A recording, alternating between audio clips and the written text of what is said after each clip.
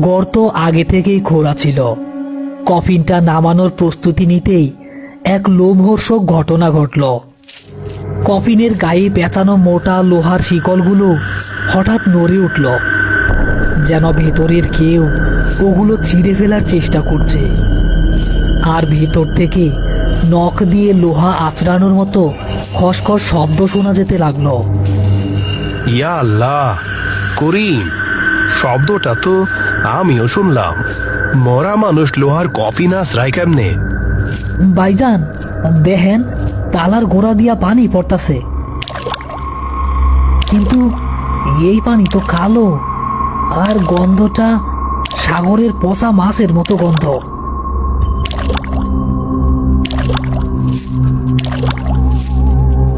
Ratan, van থাইকা দূরে সর।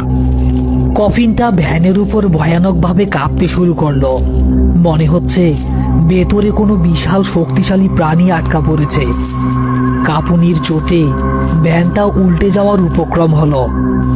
হঠাৎ কফিনের ভেতর থেকে একটা অস্পষ্ট ভারী গলার আওয়াজ ভেসে এলো, যা কোনো মানুষের গলার আওয়াজ নয়, যেন সাগরের তলদেশ থেকে উঠে আসা কোনো বুদবুদের শব্দ। পানি, লোনা পানি, বাতাস চাই, বাতাস। ভাইজান, ও তো বাইসা আছে, ও বাতাস চায়। তালাটা কি কইলা দিমু? খবরদার রতন, হাত দিবি না। চিঠিতে মানা করা আছে, নিশ্চয়ই কোনো কারণ আছে। কিন্তু করিম, জ্যান্ত মানুষরে কেমনে দাফন করবো?